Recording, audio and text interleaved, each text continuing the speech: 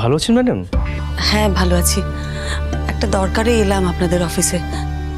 আপনাদের অফিসের বস, ওনার সাথে আমি একটু দেখা করতে চাই। আসলে ম্যাডাম, আমাদের অফিসের বস তো অনিন্দ্য দাই। আমাদের কলকাতা অফিসে এখনো কোনো নতুন বস অ্যাপয়েন্টেড হননি। অনিন্দ্যতা যেহেতু নেই, তাই ওই মুম্বাই থেকে যে হাই অফিসিয়ালস যারা এসেছেন, ওনারা বেশ কিছুদিন থেকে যাচ্ছেন। আর নতুন বস না আসা পর্যন্ত ওনারাই দেখভাল করবেন। তাহলে আমি একটু ওনাদের সাথে দেখা করব, একটু দেখুন না যদি দেখা করা যায়। আচ্ছা ম্যাডাম, আপনার কি অ্যাপয়েন্টমেন্ট নেওয়া ছিল? না, সেরকম কিছু তো করা নেই। একটু দেখুন না, ব্যবস্থা করে দিন না একটু। আচ্ছা এক সেকেন্ড, একটু ওয়েট করুন, আমি দেখছি। সেন, আচ্ছা একটা নাম লেখো তো, শ্রীময়ী সেনগুপ্ত। এটাকে তুমি স্যারের কাছ থেকে পারমিশন করিয়ে আনবেন। হ্যাঁ, ম্যাম ভিজিট করবেন, ঠিক আছে? ম্যাডাম একটু ওয়েট করুন, আমি কথা বলেছি, একটু ওয়েট করুন প্লিজ। আচ্ছা। May I come in, sir? Yeah, coming. Sir, একজন ভিজিটার এসেছেন। অ্যাপয়েন্টমেন্ট করা ছিল? না স্যার। কি নাম? শ্রীময়ী সেনগুপ্ত। অনিন্দ্য সেনগুপ্ত স্ত্রী না? কি ব্যাপারে দেখা করতে এসছে বলুন তো? ঠিক আছে, ওনাকে পাঠিয়ে দিন। Okay sir.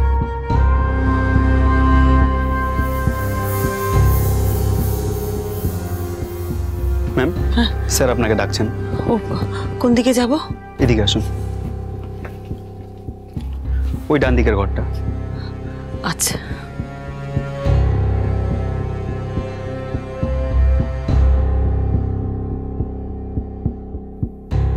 নমস্কার। নমস্কার, বসুন।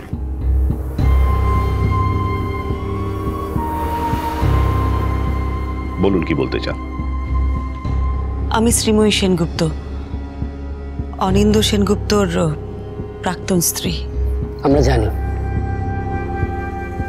গতকাল আমাদের বাড়িতে একটা দুর্ঘটনা ঘটে গেছে। দুর্ঘটনা?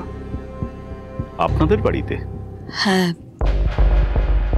আমার তিনটে ছেলে মেয়ে। বড় ছেলে ডাক্তার, সে জীবনে মোটামুটি দাঁড়িয়ে গেছে। ছোট ছেলে সেরকমভাবে এখনো জীবনে দাঁড়াতে পারেনি, একটু গান টান করে। আর ছোট মেয়ে 12 ক্লাসে পড়ে, সামনেই পরীক্ষা। আমার বুড়ো শ্বশুর মশাই আছেন। আসলে আমার শ্বশুর মশাই আমাকে ওই বাড়ি থেকে যেতে দেননি। ওনার কথাতেই আমি ওখানে আছি। আর আমার ছেলে মেয়ের কথা ভেবেও আমি এখনো ওই বাড়িতে আছি। আমার আপনাদের কাছে একটা প্রশ্ন আছে। অনিন্দ্য সেনগুপ্ত আর তার বর্তমান স্ত্রী জুন গুহর ধারণা আমি নাকি আপনাদের অফিসে, মানে আপনাদের কোম্পানিতে ওদের বিরুদ্ধে কমপ্লেন করেছি। কিন্তু আমি তো কোনো কমপ্লেন করিনি। আমরা তো সে কথা বলিনি, ওদেরকে কোনো হিন্টও দিইনি। তাহলে এই কথাটা আসছে কোথা থেকে? সেটা আমি বলতে পারবো না, তবে এটা ওদের ধারণা। দেখুন, আমি কিন্তু নিজে দাঁড়িয়ে ওদের বিয়েটা দিয়েছি। অনিন্দ্য সেনগুপ্ত বিয়ের আসর ছেলে পালিয়ে গিয়েছিলেন। ওনার হয়তো পরবর্তীকালে মনে হয়েছিল যে এই বিয়েটা করলে উনি সুখী হবেন না, কিন্তু চলে গেলেই তো হবে না। জুন গুহ অত সহজে ছেড়ে দেওয়ার মেয়ে নয়। ও যদি এই বিয়েটা না করত, তাহলে জুন থানা পুলিশ করত, আর তাতে অনিন্দ্য সেনগুপ্তর জেল হতে পারত, তাতে ওর চাকরিটা যেত। সেই ভয়ে আমি একরকম জোর করে দাঁড়িয়ে থেকে ওদের এই বিয়েটা দিয়েছি, যাতে ওর চাকরিটা না যায়। এত বছরের সংসার আমার, এত বছরের সম্পর্ক, যতই আইনের খোঁচায় আমি প্রাক্তন হয়ে যাই, এই বিয়েটা চোখের সামনে হতে দেখে আমার যে কষ্ট হয়নি তা তো না। কিন্তু বিশ্বাস করুন, শুধু আমার ছেলে মেয়েদের স্বার্থে, আমার ছেলে মেয়েদের মুখের দিকে তাকিয়ে আমি এই কাজটা করতে বাধ্য হয়েছি। অনিন্দ্য সেনগুপ্ত কিন্তু তার ছেলে মেয়েদের ব্যাপারে যথেষ্ট যথেষ্ট দায়িত্ববান, আর বিশেষ করে মেয়ের ব্যাপারে তো খুবই। আমার মেয়েটার সামনে 12 ক্লাসের পরীক্ষা, এই সময় যদি আমি ওকে সাপোর্ট না দিতে পারি তাহলে তো ওর জীবনটা একেবারে নষ্ট হয়ে যাবে। দেখুন, আমাদের কিছু করার ছিল না। এরকম ঘটনা আগে এই অফিসে ঘটেনি। এটা এমনই একটা এক্সাম্পল, আমরা বাধ্য হয়েছি এরকম একটা এক্সক্লুসিভ পানিশমেন্ট দেওয়ার কথা ভাবতে। কিন্তু আমি তো আপনাদের কাছে কোনো অভিযোগ করিনি। আপনি করেননি, অভিযোগ করেছে জুন গুহর এক্স হাজব্যান্ড সম্বিত গুহ। দেখুন, কে বলেছে সেটা বড় কথা নয়, ঘটনাটা তো সত্যি।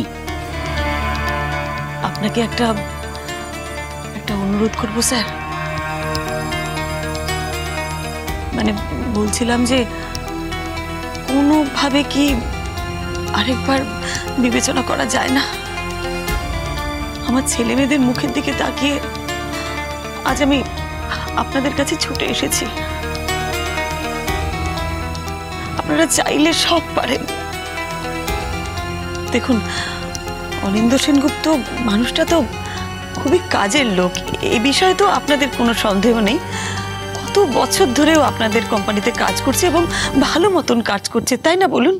দেখুন, কর্পোরেট অফিসে কোনো সিদ্ধান্ত নেওয়া হয়ে গেলে সেখান থেকে সরে আসাটা খুব মুশকিল হয়ে যায়।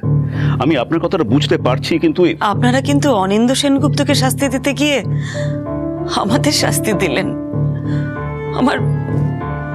আমার মেয়েটাকে শাস্তি দিলেন, আর কিছু না। আমার মেয়েটা আর কখনো জীবনে উঠে দাঁড়াতে পারবে না। এত বড় একটা ঝড় ওর জীবনের উপর দিয়ে গেল, এরপর তো ওর উঠে দাঁড়ানোর ক্ষমতাই থাকবে না। ওর বাবা আর ওকে কি করে পড়াবে বলুন? আমার মেয়েটা না পড়াশোনায় খুব ভালো, জানেন তো, সারা জীবন ফার্স্ট হয়েছে, কোনোদিন সেকেন্ডও হয়নি। এখন যদি ও 12 ক্লাসের পরে একটা বড় জায়গায় সুযোগ পায়, কি করে পড়বে বলুন? ওর অ্যাডমিশন ফিস কোথা থেকে আসবে, কে দেবে, কে জোগাবে? আমার তো সে সামর্থ্য নেই।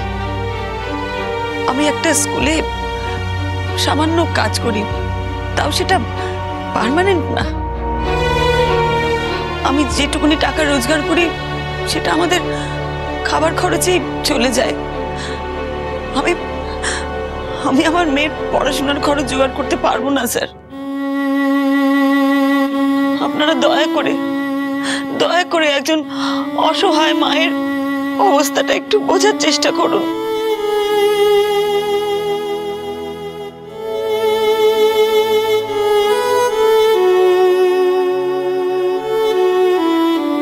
ঠিক আছে, আপনি একটা অ্যাপিল করুন আমাদের কাছে। হ্যাঁ, আমি নিশ্চয়ই করে যাব। আপনি যে কথাগুলো বললেন সেগুলো একটা কাগজে লিখে দিন। তবে দুজনকে একসঙ্গে এই অফিসে অ্যাকোমোডেট করতে পারবো না। একজনকেও পারবো কিনা বলতে পারছি না, কারণ যখন কোনো ডিসিশন নেওয়া হয়ে যায় সেটাকে পুনর্বিবেচনা করা। এনিওয়ে, আপনি অ্যাপিল করুন। হিউম্যানিটেরিয়ান গ্রাউন্ডে যদি কিছু করতে পারি আমরা নিশ্চয়ই করব। দেখুন, জুন গুহর ব্যাপারে আপনারা কি করবেন সে বিষয়ে আমি কিছু বলতে চাই না, সেটা আপনাদের সিদ্ধান্ত। আমি শুধু আমার মেয়ের ব্যাপারে আপনাদের বলতে এসেছি। আর কার অভিযোগের ভিত্তিতে ওদের দুজনের চাকরি চলে গেছে সে উত্তর আমার জানা হয়ে গেছে।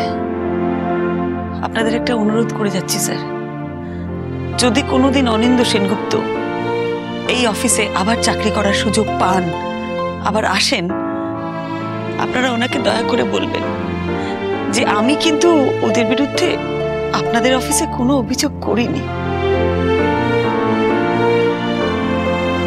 আমি জানি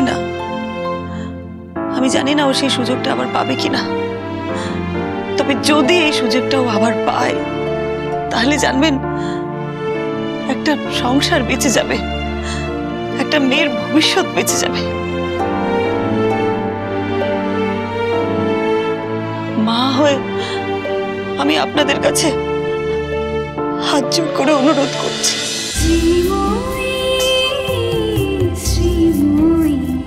স্টার জলসার প্রিয় শো দেখার জন্য সাবস্ক্রাইব করুন আমাদের ইউটিউব চ্যানেলে এবং আপডেটেড থাকার জন্য প্রেস করুন বেল আইকন। চলো চলো চলো চলো পাল্টাই।